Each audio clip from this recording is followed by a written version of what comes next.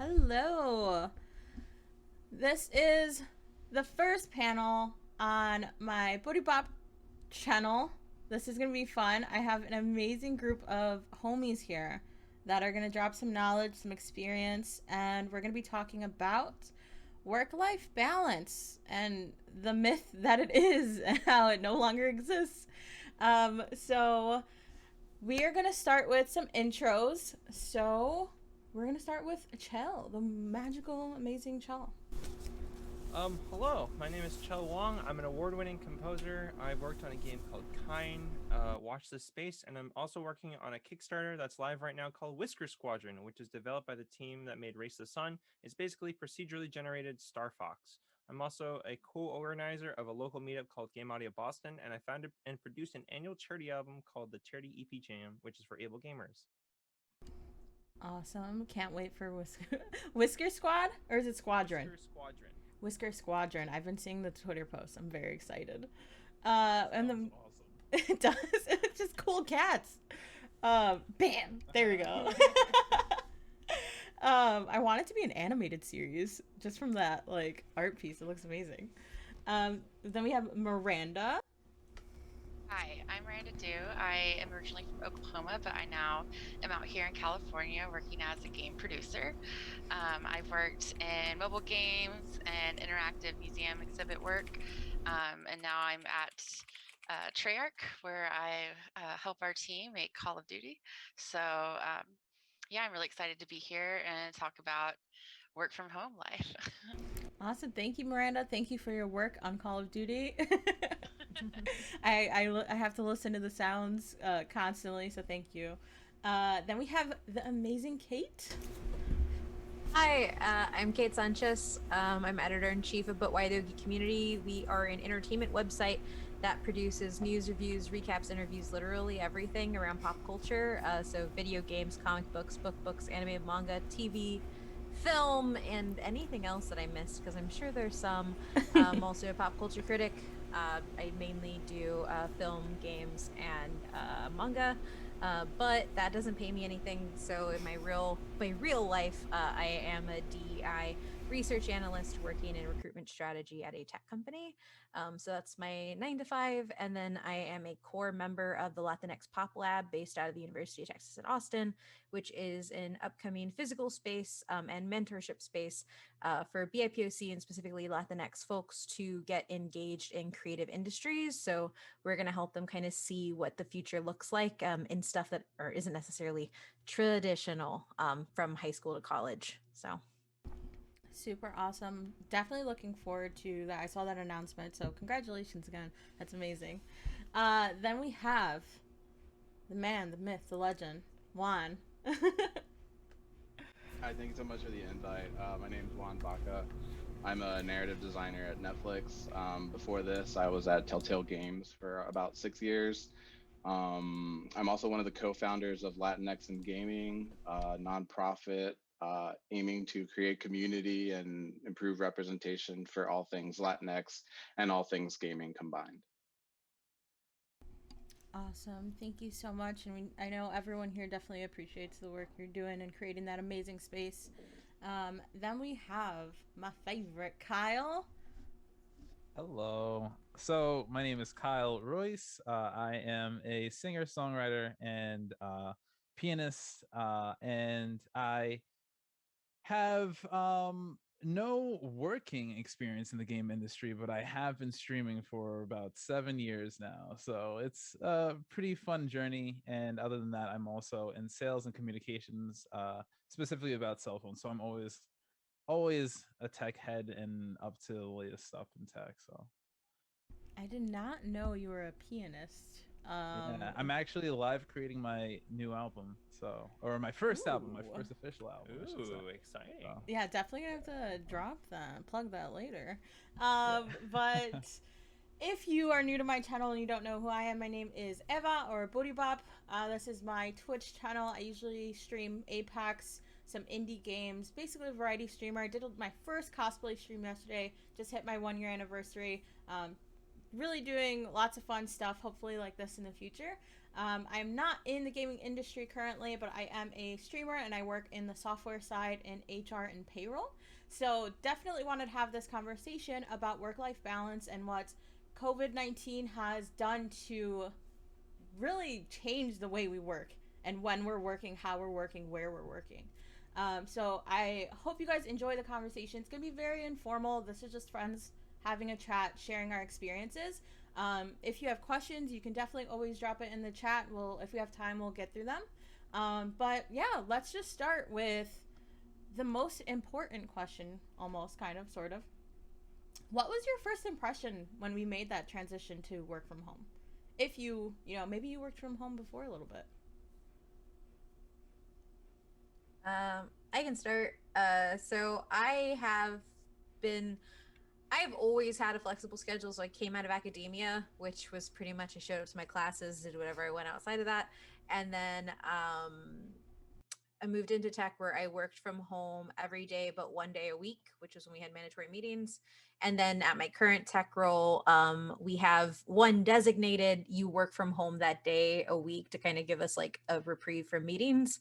And then we had a really flexible schedule where I was able to just be like, oh, I woke up late today. I don't want to deal with traffic. I'm going to work from home. So I've always kind of had that built-in flexibility.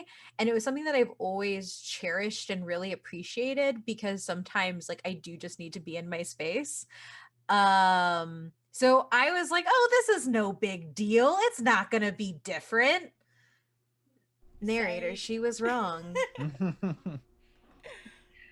Yeah, I'd say like something I forgot to mention is I am the chair for the IGDA International Game Developers Association Los Angeles chapter.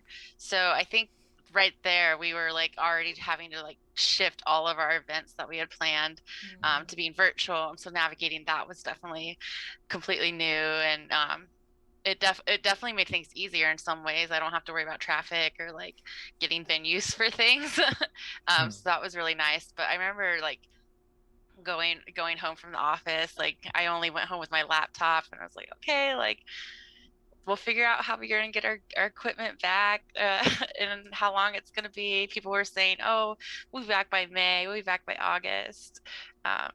But here we are. Here we are. Here we are.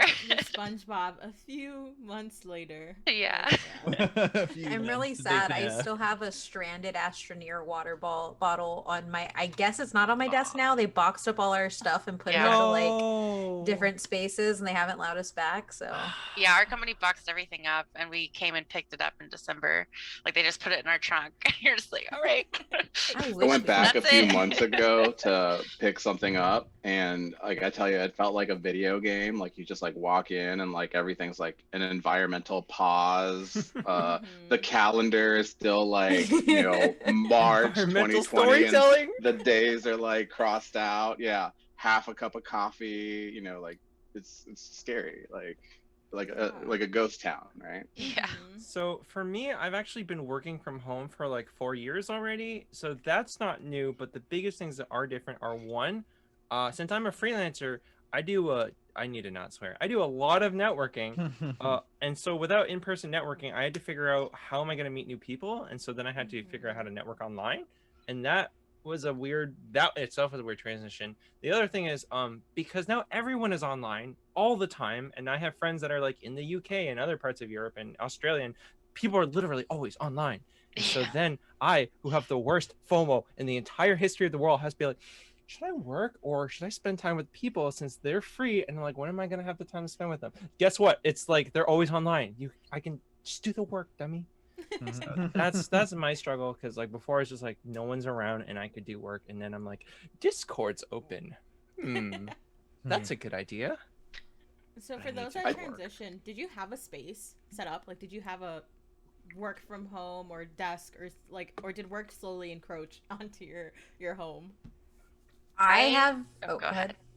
I was just gonna say, like, I started with like a simple IKEA desk. I had like bought, you know, before the pandemic, and then I upgraded to a bigger IKEA desk, and then finally phase 3 hit, and I was like, all right, we're getting a standing desk. It's like your desk evolved like Pokemon. It's it like, really now I have did. a bigger one. Yeah, and I have pictures like showing all the way now. Now my room's just a mess and there's stuff everywhere. But I'm just in my bedroom, so it's a lot. I have my own office. My husband has his own office. And because we do site work, which is probably the thing that I should have touched on, like I kind of always work. I'm either working something that pays me or I'm working other stuff. And because we podcast and do a lot of stuff, I have like a really nice desk with 3 monitors and all this stuff. But my laptop sits right here. And so when I'm working, it's just I turn and I'm plugged into something else. And so like work is, because it also means too, I'm doing something here and then I'm like, oh, 11 o'clock at night, that doesn't mean anything. Crack open the work laptop and go check some emails. And it's not like I'm forced to do it, but because it's like in the space, I do it. And it's I know just, that feeling. yeah, like it's just here, because I mean I am lucky to have a nice dedicated, I can close my door and go to another part of the house and it's gone, but like all my fun stuff is also in my office because it's like where I play my games and it's my dedicated space. But there's the work laptop. So it's been really weird to kind of like find the balance of like forcing myself to unplug in general, because like trying to make myself not accessible to people is a boundary that I'm trying to get better at, because I'm always accessible, whether it's my writers, my editors, the people I work for. I don't know how to turn off that clock. And working from home has kind of just created this little capsule of you always work in this space. So Yeah, I actually wanted to make sure I was in the right panel, because like for me there isn't really like a work-life balance, it's a work balance. Like maybe like work life, you know. This one Balance. week off, that's it. Yeah, but look, finding ways to like fill that, right? And you know, I'm really lucky to also have like my own space dedicated for work. And like Kate said, like I think boundaries are, you know, super important, you know, whether it's being online for someone else or because of the responsibility of something. And like when can you walk away from something, like knowing very well that you'll come back to it in the morning, you know. Because you know we need to recharge. You know, I think COVID has made it absolutely harder to be able to, you know, walk away from a computer and it's like, okay, I'll close my laptop, but I'll check my email on my phone, you know. And it's just like, well, how, like where are you really detaching, right? And it's just like, okay, but I'm watching Law and Order on the couch, and it's just like, yeah, but are you really detaching if you're like kind of answering those emails? And so you're always kind of like depleting somewhere. So I think it's important to also know like what's your line, like how can you separate it. And for me, as someone who has like, you know, been burnt out to the point where like I had to go get treatment, it's important for me to protect my own lines and boundaries, because otherwise it's a slippery slope into just not taking care of yourself because you're doing the work for whatever reason, you know. And you really do need to recharge. Definitely. Kyle, as a streamer, I think I started streaming when COVID happened, like, well, when that happened. So I use the same space for streaming and for work. Do you find yourself sort of like that has to be harder because you're sort of like a personality, right? Like, I mean, it's even crazier because like right now I'm still living in parents' home. So I actually pay for, you know, a certain part of the house, but even still, it's still not enough space, you know, and it's not really, it's, I do everything from one room. And that is like this year actually was my goal to like go out and look at houses. But because of COVID, the housing market is like really not in like the greatest area right now. Yeah, it's a mess. But like the interesting part about the work-life balance for me is that I actually, you know, I was furloughed for about like 2 months ish, and I am an essential worker, and I work in retail, I work in communications, and actually I work in sales, but they still consider me, because I still do, you know, technical assistance and troubleshooting and you know, filing insurance claims and things like that still. So like I was essential, I had to be in the store, and I've been in the store since May of last year. So like, you know, constantly meeting customers, you know, gloved, masked, all that good stuff. So like that, extreme thing. And plus I work 4 days a week. Now the thing that I actually really like about this is that I actually get a 4-day work week, but the days are long. I pretty much work, 12 hours every day. So, and then also on top of that, like I go to the gym, and then on top of that, like being a streamer, you need so much time to create and think about what you're going to be doing on stream, and like develop new ideas, and find out how you're going to be networking with other people, and what games you're going to play, and how you're going to cut up those videos and make content out of it afterwards. And that's always the part that you never think about. And like that whole thing, plus the fact that I'm developing my own I'm developing my own music album right now. It's a lot of stuff. It's a lot of stuff. And like that was the one thing that really struck me about this panel, because talking about the work-life balance today in like being millennial world, it's like almost you're supposed to be putting yourself out in like a certain internet esque way, and be an entrepreneur in some way. Always and have a like side hustle. exactly, yeah. And What balancing that motivates is always you? difficult, Because you're doing like you still go to the gym. That's a miracle in itself. Like, that part I was like, whoa. What motivates you guys to do what you're doing? Because almost all of you have a side. I don't want to call it side projects because they're way bigger than just projects. What motivates you to go to your work, do your work, and then come home and work on these other things? I feel like it's Go ahead. Oh no. Well, I feel like for me it's a lot of guilt, honestly. Like if I don't do anything, I'm like, wow, what could I really like? It's fun to like just chill out and recharge and do nothing for a little bit, like, let's be honest.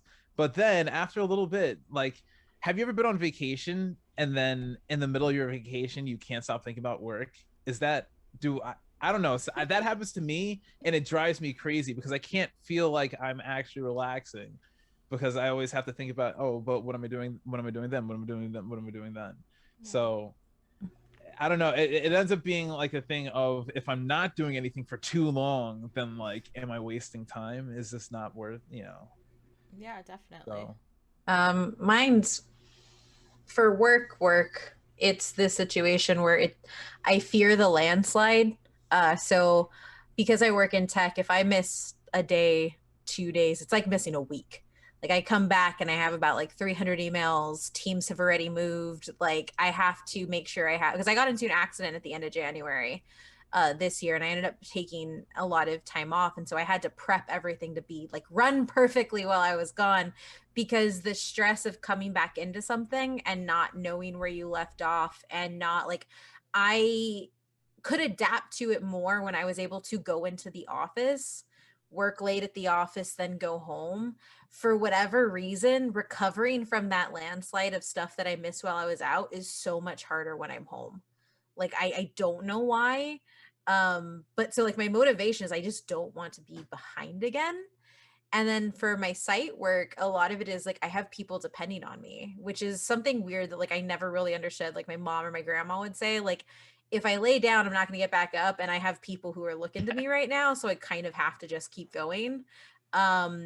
And so that's like, I don't take days off from the site. I don't. I mean, I'm starting to now, because I have a wonderful editorial staff who are like, Kate, you're making mistakes and you're burning out, so I need you to stop and go chill for a day, come back, it'll be fine. So we've been able to like, I've been able to have a support system that kind of like has been able to know me and know that sometimes you just got to push me out the damn door, otherwise I'm not going to leave.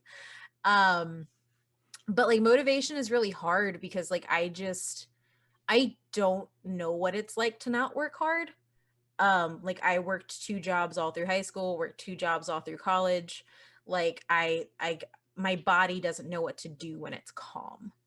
And so being at home, because it's become a workspace, any sort of downtime feels like, not like I'm wasting, but just like, what am I doing? I could be doing something, because the space is no longer protected for like personal stuff. It's now both. Mm-hmm.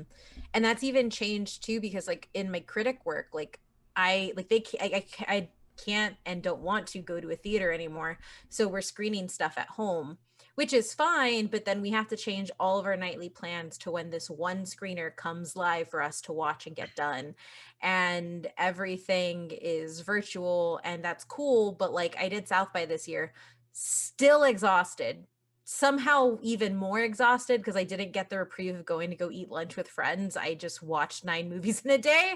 Like Wow. That was it. Wow. like it's like this frustrating thing where like I completely have to like push myself from like, oh, you're fine, and like, oh no, maybe I should. I don't know, this is a weird thing. I don't know what the hell that is to say. I don't know what my motivation is other than that like I physically don't know how to tell myself to not do things. Mm-hmm.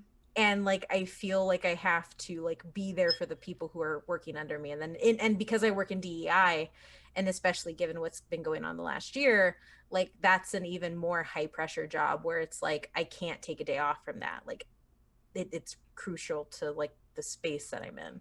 So So yeah. you both touched on 2 really sort of important points. So if you haven't noticed, I made sure that everyone on the panel was POC, because there is a hidden layer there where do we get that guilt from? And do you think there is? Yeah, I'm gonna bring it up. Do you think that Can I say my mom? Yeah, I think that's where everyone. Do you think that any part of it comes from, you know, culturally? Of course it does. Oh, yes. Oh my god. You're like, You think "Duh." anyone I'll was like, call my no? mom on this phone right Wait. now, and she'll confirm. I'm working twice as hard for half as much with half as little. Where did we learn that? Immigrant. Yeah. Yes. Yeah, I'm not an immigrant. I'm not an immigrant either. I'm indigenous. Oh my gosh. I love that point so much though, because That's true. you know, we do learn it from people we watch growing up, maybe our parents, maybe aunts, uncles, you know, whatever your family situation was. And I love that point so much because my mom, so I am Puerto Rican. I was born in Puerto Rico. We moved to Chicago. Was the exact opposite of the immigrant parent that worked really hard. So I called off of school a lot. I never wanted to get a job until I was forced to. So I loved hearing that point of view of just like, well, no, like they worked hard, so now I'm working hard. Now I do it out of spite. That's what my motivation is. My mom, like, she consistently tells me that my grandparents were farm workers, and therefore I need to make sure that I'm taking advantage of every situation I have now. Constantly. It's like ancestral Like, guilt, basically. yeah. Like, let me go back 3 generations to make you feel bad for not working hard Yeah. enough. And it's weird because, like, I value it in some senses because, like, I would not be doing what I'm doing today if I didn't put in the work that, like, because like for me at least, like my mom was the only brown woman in our family because the rest everybody else in my family's fair skin, and so she got treated a lot differently. And so when I came out looking like me, she was like, oh yeah, I know how the world's gonna treat you, so sorry, all's gonna treat you like that at home. You're gonna learn to work hard and get used to it. And like I learned to survive that way, and I've learned to get ahead that way. But like it's almost like now, because you like I don't remember if it was before, I think it was before the panel started, but like job privilege and understanding that I actually do have security now, and being able to be like, oh, I don't have to keep acting like if I don't go do this, like everything's gonna fall apart. But like it's like a double-edged sword. Like I'm thankful for what she instilled in me because I wouldn't be where I am without it, especially with the way the world is, especially working in tech looking like I do. But like also I just want to sleep late sometimes. I sleep late all the time. I set my own hours. It's nice. So I guess for me, my motive, like, one, I love my job. I write music for video games. That's rad. That's I get to awesome. do It cool really is. stuff. 2, so like loving my job is nice, but of course work is still work. So I can't like run off the passion. You know, like you're doing the dream job. You do it. It's starving artist. Screw that. Make money. Get paid well. When you're paid well, you are so much more motivated to do things. I worked on some stuff that I wasn't the most enthused about, but they also paid me well enough that I didn't have to care as much. And honestly, I wrote some of my best work that way because I didn't have to feel the pressure of, because a lot of times on contracts, you need to get things done kind of as soon as possible so that you can move on to the next contract, so that you can move on to the next contract. And it's kind of a snowball effect. If you get paid enough, you also kind of stop caring about some of that, because there's that, like, the thing about money is that money brings security, and security brings a level of like being at ease on certain things. And as a freelancer, security is kind of light. So part of why as freelancers you have to charge extra is because we don't have that job security. And if you're American, I think we're all American. Like, do we all live in America? I think so, yes. Health insurance. Oh yeah. Just that's a point itself, just health insurance. It sucks. I don't have an employer to give me health insurance. I have to get my own. That And sucks. my income fluctuates so much. And so I've gotten too many phone calls of like, you don't qualify for this health insurance anymore. And then right after I buy a new health insurance, you now qualify for the other health insurance that you stopped qualifying for, that you paid for the new insurance. I'm like, this is stupid. This isn't stupid. So that's kind of like the motivation to kind of like beat this stupid system. And like, as like, there's a little bit of like family guilting me, but like also like I have a relatively, I live in a much nicer situation than my parents grew up in. And I'm fully acknowledging that because I can partially succeed because of the support that they've given me. And like, I don't want to suck. So there's like kind of things of like, don't be a deadbeat. Be good, make use of the opportunities that I've been provided with. Be really, really, really good at what I do. And make sure that the people that want to hire me know that and know how much I'm worth, because usually they do, and they know that the relationship works really well because they're really good to me, I'm really good to them, and I think part of that, like, we get to work on really cool stuff. Yeah. I work on video games. Video games are cool. Yeah, I guess I would kind of say like my motivation comes from, I love the content I'm working on. I love the team I'm working with, and I know they'll have my back. So I do everything I can to, make sure that my team's supported. And I think that's kind of what has gotten me through the pandemic, and will continue to help me get through it. But I think earlier on, I was definitely more like all about, being on top of things. Not that I'm not on top of things anymore, but I've definitely like gotten the point where I can just, put my computer to sleep and go do other things. Once the pools opened up, I started swimming again, which has been really helpful, just to like go exercise every day. And so I feel like I've adjusted really well and have a good balance, but I'm definitely, my team keeps me going, and I want to do well at my job. But yeah, kind of everything everyone's stated already is very true. Like, I do have a security in my job, so I can kind of relax a bit. There have been previous times where I was always like on the lookout for another job, or doing side things to make more money so I could pay rent. But now I do feel like I'm more stable, and that's a really nice feeling. Definitely. I think, my favorite, we talked about TikTok a little bit, but one of my favorite one was just that millennial idea of, am I going to get fired today for no reason? So we have job security, but at the same time, it's just like, am I working too little? Am I not doing enough? And I just love that Chel's working off like almost pure rage and just like, I want to suck. I'm like, that is a good It came across as rage, but some of it is also like, I truly do love what I do. I have a rage against the machine. But, you don't say. Yeah. I feel like a lot of it on my part too is that my mom is guilt tripping me now into when she needs care in her old age.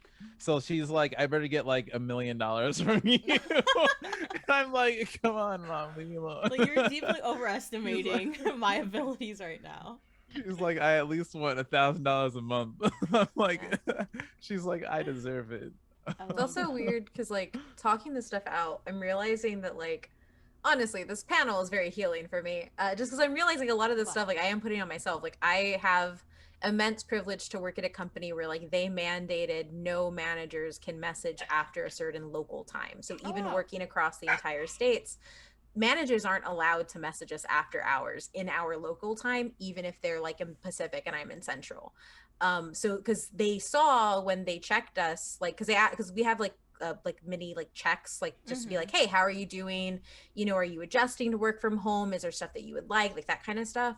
And they found that everybody pretty much of the company were overperforming by such an astounding amount that they were like, we have to stop people from working because this isn't good and it's not sustainable. And so like a lot of the stuff that I'm doing, like I am in a very privileged position and a lot of it is just in my head where I'm like, no, I must keep working. Work is what I must do, which is kind of really hard to understand because like I think when the pandemic first started, my husband and I, we gave ourselves like a nice 2 to 3 week period where we just kind of like didn't do anything, watch TV. Like I was lucky enough that like in the transition, they gave us a lot of days off from work. And it wasn't a heavy content cycle either because everybody like entertainment places were figuring stuff out. And then we snapped out of it. We started working out every day. We were up at the same time every day. Like we were nailing it. And then I don't know what happened. Like we just stopped. And finding the motivation to like get back to reclaiming my time and like sectioning it off and like no, from 8 to 10 that's workout time, that's breakfast, that's you know, that's just you know, walking the dog, like whatever happened where it fell off, being able to get that back, that's been hard. Like I haven't had like necessarily a hard time like adjusting to work because like my work is still the same. I've had a hard time like finding the motivation to like be my advocate, and that's been interesting.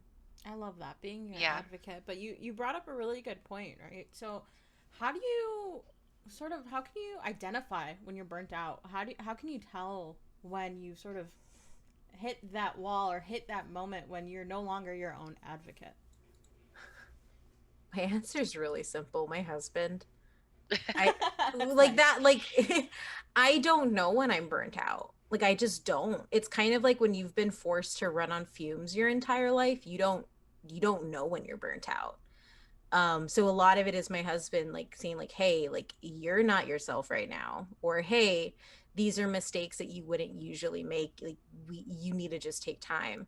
And I'm immensely lucky to have somebody like that who like, and we were together for 7 years, so like obviously he knows me, but like also having somebody who has the, how do I say it, like sometimes you need somebody to just stand in front of you and say you need to stop now, and not like a nice conversation, how are you feeling, no, Like being you need to straightforward. stop and we'll have this conversation after, but I need you to stop and look at yourself in a mirror for a second.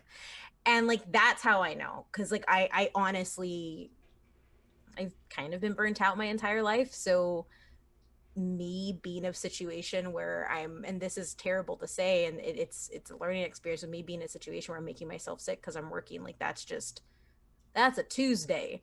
Like that's not, I'm so accustomed to it. And I think a lot of people who come from like poor families, or like situations where they've had to provide for their family or themselves in really hard circumstances, being able to learn that like, oh, we don't need to feel that way is really hard, and being able to identify it is even harder.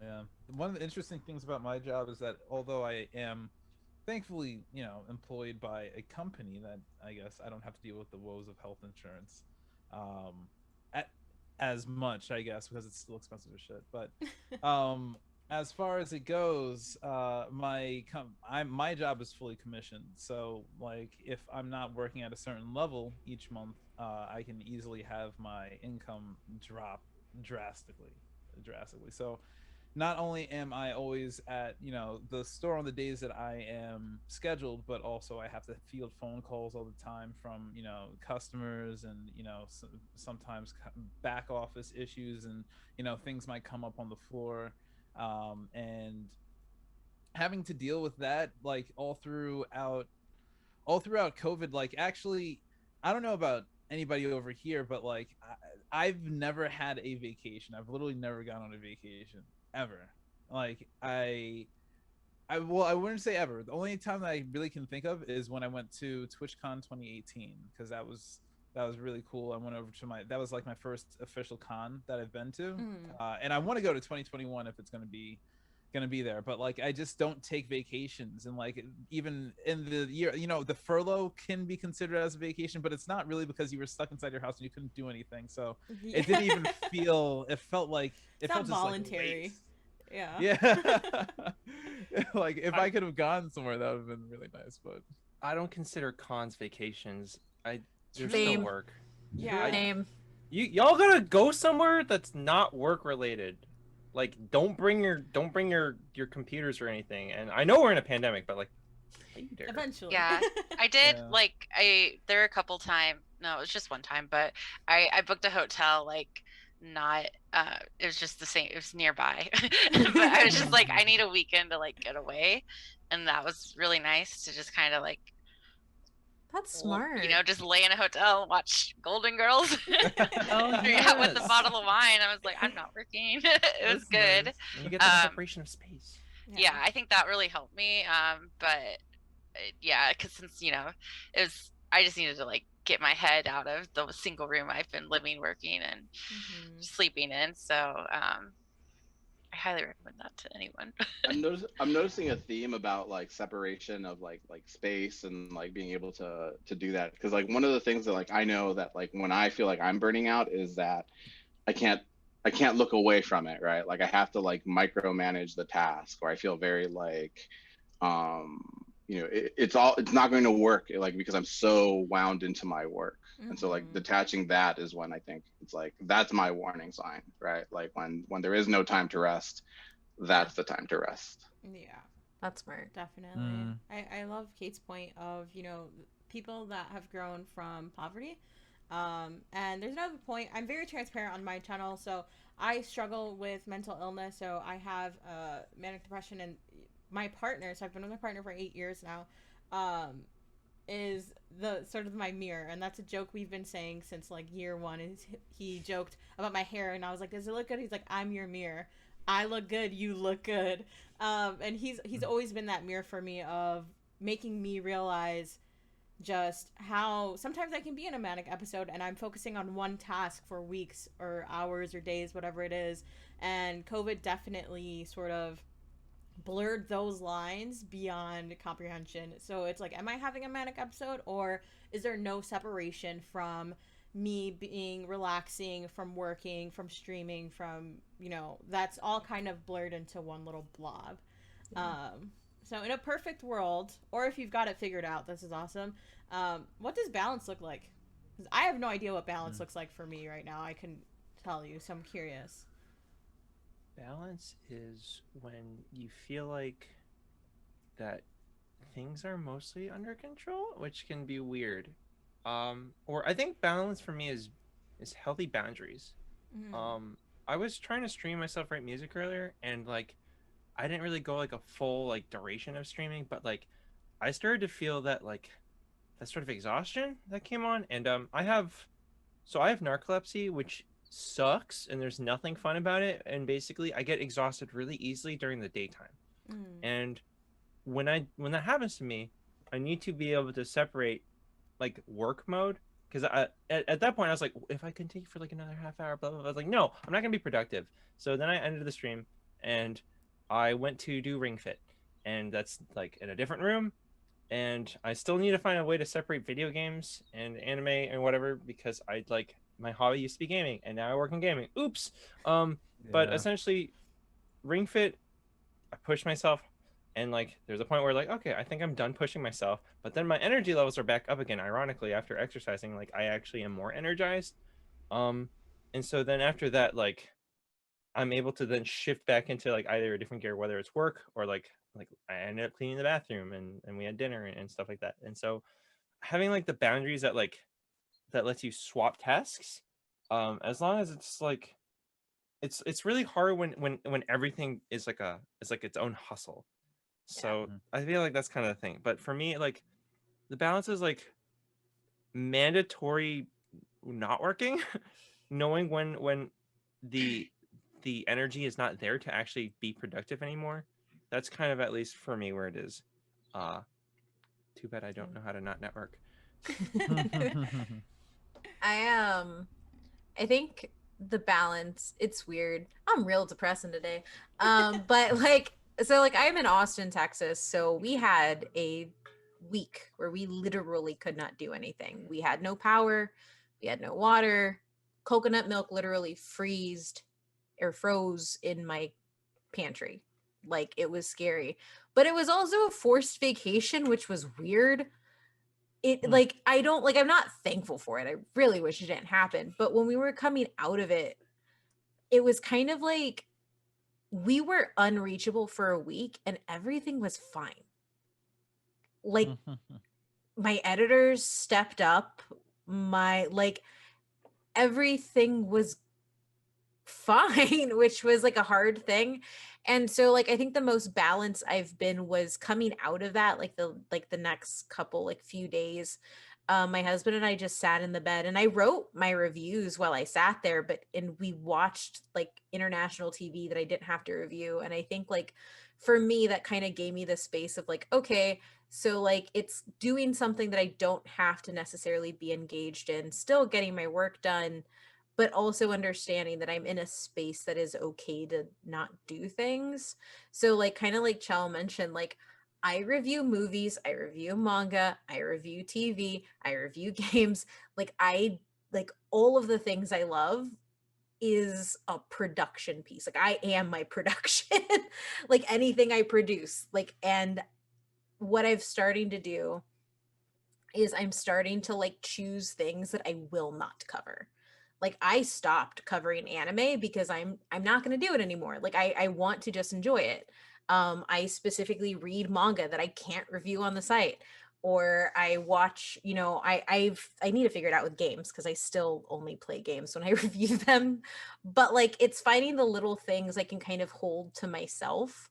And so like when it comes to balancing, I kind of go into that thing to balance. And it's hard. Um and like I feel weird kind of being on this panel because like understanding my burnout and understanding my boundaries, it's like it's still an ongoing process with me. But like those are kind of like the small little moments where I'm like that's what balance looks like, where I can do something without feeling guilt like Kyle mentioned earlier about something else. And I think that there's kind of a false assumption that balance means that you're not working or you're only doing things that you love. No, like for some people, like some people do get joy out of work, but it's just finding where that work isn't running you ragged. I love really that. love what you said about balance and like when do we say no to things? I think no is super important, right? And like I don't say it enough. And I think there's an issue with like something that I could work on in balance, right? Because I say yes to so many things. Yeah, let's jump on a call. Yeah, I'll hear you out. Yeah, let's do this. Oh, yeah, I could probably do that. But not enough of like, nope, nope, nope, nope, nope. And I think that's where I kind of need to, you know, also tilt some of my balance. Some of the feedback that I got from like my work was like, Juan, you're doing a great job and we'd like to see more. And I was just like, oh my God, I'm so tired. But the thing too to remember is like I have to carve out my own time. And so some of the feedback that I got that like was really like, you know, took heart for me was like to make that boundary, right? And dedicate like a time on your calendar to work on a specific thing or to make that time for yourself. And if my like work is telling me to do that for like work tasks, then like I think that's something that like I need to do that in my life for my life tasks, even if it's just to book, you know, time for me to get away and not have to do any of those things. Yeah. So we're coming towards the end of time, so my last question for you guys is let's go back a year. What would current he said no. What would No. current you, what would be the advice that you'd give yourself at the start of work from home, start of pandemic, start of and it can't be like wash Yeah. your hands more, where I'm at, like actual work life balance feedback. I would have moved. I would have moved back to my hometown and just found a place and been there because I lost family members. I didn't get to say goodbye. I didn't get to see my grandpa, and it's all that stuff that you're like, okay, I'm just gonna keep holding out and waiting, and things will get better. But these are things you can't predict, and it's really hard. Especially, I think, especially if you're from a a marginalized community and you're away from them, like if you're out in the tech sphere in California, Texas, like I think that adds a lot more stress to the situation. And I think if I could give myself any advice, it would just be like, might as well just, you know, go be with the people that you love and care about. Do you think you're going to Write this carry out. that moving forward, sort of like with events coming up, or, you know, as the world opens Yeah. back up? Yeah, I think like I'm trying to move back home now as things are ending. I'm working on trying to get my company to let me work remotely a bit longer. But it's just one of those things. It's like you don't realize like how blessed you are to be able to travel back and forth until you're not able to do that.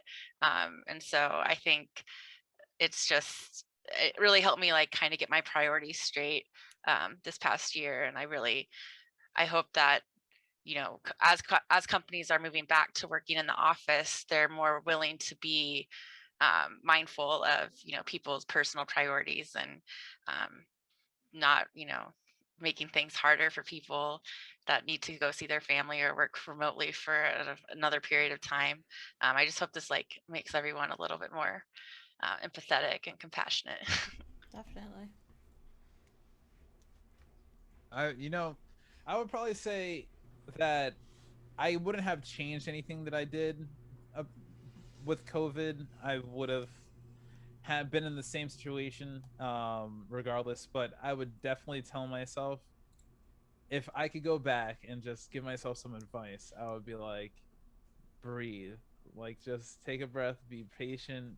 You just got to get through this, because there was a moment where, because we couldn't meet in the store, we actually had to get a whole bunch more of meetings. We would get these video call meetings that we had to meet, and some of them were not even announced 24 hours beforehand. They would be like, hey guys, by the way, we need to be together for this meeting, you know, tomorrow morning at 7, and you might have to work a 12-hour shift that day as well. So like, surprise, you got to wake up at 7, you got to like get dressed. And also it was a requirement for video to be on. Of course, people didn't do it, so like, like you can't really get 100 people to, you know, have video on at 7 in the morning for a call that you announced, you know, like 8 hours ago. But either way, so like that type of stuff started to really mess with me, and it really burned me out on like the creative end. I couldn't stream, I couldn't do anything. I had to, like, you know, cut my hours really far back. So I would tell myself to just breathe. You'll get through it. It's going to piss you off, but you'll get through it. Like, Fair. but, and it's still kind of ongoing, but it is at the same time, if we could find a stronger balance for it in my company, it's going to be a lot better than going to the store, because we used to have to literally go to the store at like 6 a.m. and then like have this meeting for 2.5-ish hours at least once every month.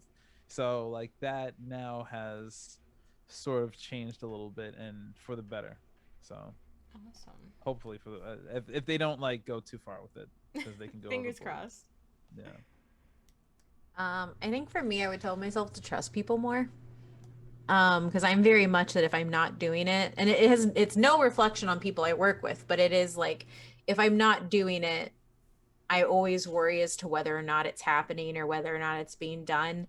And because of that, I keep myself like connected to things I don't necessarily need to be connected to. So like, I would tell myself, just like, trust the people around you and trust that everybody is there to move towards the same goal as you are, even if it feels weird. Because it is kind of like, especially from the site perspective, less so with work, because I'm pretty good at just like detaching and be like, you know, but like from like my site work perspective, it's very much like, I have an amazing team around me. I need to actually trust them to be their awesome selves without me there, which is something that I like. It shouldn't have taken a deep freeze for me to realize that it's fine. And so like that's it, like trust people around me instead of being so focused on like the end product that I'm just like, oh, I have to do it or I have to be here, and just trust everybody else to move towards that. Yeah, definitely love that. Juan or Chel, any advice for your past selves? Juan, you can go first. I think I would probably tell myself to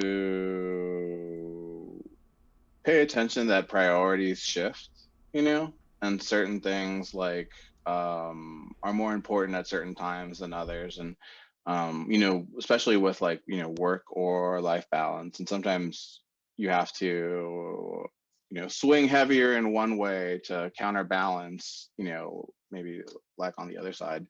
And also probably to pace myself, you know. I think like I knew that it was going to be like a long haul. I just didn't realize like how long and like how long it's still going to be and how long it still is.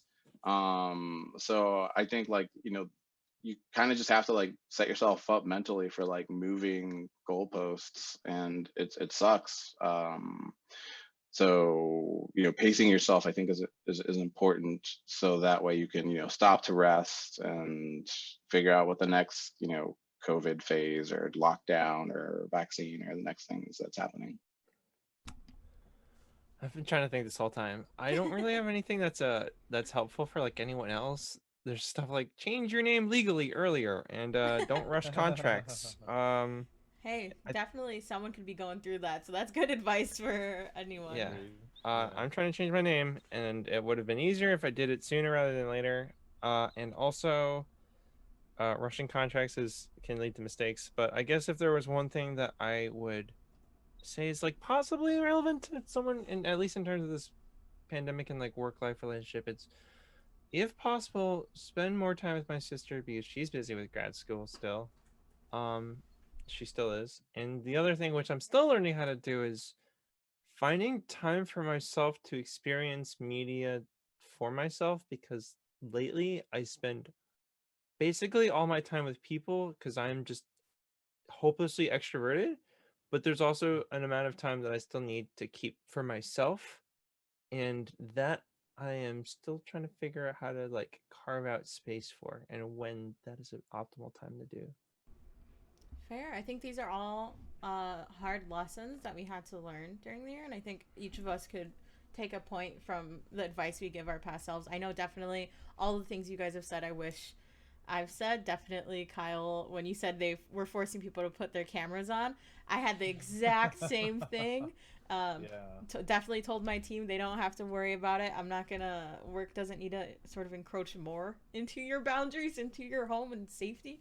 But yeah, Exactly. it's weird. And I can't hide things on my face. I'm terrible at it. So, so we are at the end now. So I'm just gonna give everyone a chance to sort of, you know, any plugs for things you're working on, and just sort of your socials. I do have them up, but if you want to set them out. So we're gonna go backwards. Kyle. All right, so I would love for you to come over to my Twitch channel, which is twitch.tv/Kyle Royce Plays. Over there, I do a lot of things. I just did a charity stream actually for it was my Twerk for Trevor charity drive, and I put on the unicorn onesie, and we raised $1,850 in one night for the Trevor Twerking. Project with twerking and a unicorn onesie. Yes, it was great. We gave master class on twerking. It was amazing. Anyway, so that's a great place for you to find me. I'm also hopelessly addicted to Twitter. Just talk with me on Twitter. I also always want to play Apex Legends with everybody. So you'll also see me tweeting all the time saying, play Apex with me, and me being ignored because everybody hates me, but I don't know. Anyway, so. I did put the socials in the chat. They're a little off. They're broken. They're completely broken. But I'm sure you guys can manage in this 2021. But Juan, hit us with that wonderful plug and outro. I'm Juan Cow on Twitter. That's the only place you can find me. Oh wait, no, I'm on LinkedIn too if you want to keep things professional. follow all things Latinx in gaming. I think like that's really what I'm here to plug. We have a virtual career fair coming up in June called Conexión to try to get people hired. We're doing a grant initiative, taking some questions and filling out a survey if you need hardware or software to try to level up our community. So follow us for all the work that we do and try to give back to the community. Thank you. Definitely appreciate you. I said it before, I'll say it again. The work that's being put in that space is unbelievable, and we definitely appreciate it. Kate, well, I'm fixing the links in the chat too. So yeah, you can find me and my rantings at Oh My Myth Randy on Twitter. My header profile kind of tells you what you're gonna get. It's a lot of anime, a lot of yelling, a lot of, I don't know, I'm academic on there sometimes. But I really suggest you follow my community at But Why Though PC on everything, Twitter, Instagram, Facebook, all of that stuff. We're a community that's always looking to be there for people, especially to discuss pop culture. And you can actually head to our Discord, discord.gg/ButWhyThoughPC. We are, because of COVID, we run community events. So we do virtual watches. Like right now, it's Choose Your Fighter Week, where we're watching a whole bunch of ridiculously bad live action fighting game movies to get ready for Mortal Kombat. So like tonight we're watching Street Fighter. Tomorrow's Tekken, because that was a thing. And then, you know, the Mortal Kombat stuff. So we're a space for everybody. And if you're looking for a place to call home, we got you. Tekken. Yeah. Miranda? Hi, yeah, you can follow me on Twitter, Miranda Due. I'm also available on LinkedIn and Instagram if you want to see pictures of my plants and dogs. You can also follow IGDA Los Angeles. We do host events. Coming up soon, we'll be having, we're co-hosting an event with another organization I'm involved with, and I'm going to be doing like a master class with another game developer. So if you want to learn about starting a game studio and all that jazz, join us for that. But I'm always open to chat about, you know, the games industry, and if anyone needs advice or help on, you know, figuring out their path into the games industry, I'm always open to working with people. So don't be shy. I will definitely take up the offer on the dogs and plants, so you can expect that. Good. Dogs and plants. Chel? I'm at Chel Wong Audio basically everywhere. The biggest thing is that our Kickstarter Whisker Squadron is so close to our first stretch goal, which is local split screen co-op, and that'll be fun. So back our Kickstarter. $20 is the base game, $30 is the base game, and the soundtrack. I'm pretty dang good at what I do, so if you like the good doot-doots, I do the good doot-doots. And yeah, I'm on like other platforms like Instagram, but I despise Instagram with a burning passion. So follow me on Twitter instead of Instagram. I don't know. That's yeah, and Whisker Squadron. Whisker Squadron and the doot doots. If you guys don't know, I am Booribap. This is my channel. Hopefully I'm going to be doing more of these panels. This has been an amazing experience with some amazing accomplished people. I appreciate all of you, the viewers, my beautiful lineup of speakers.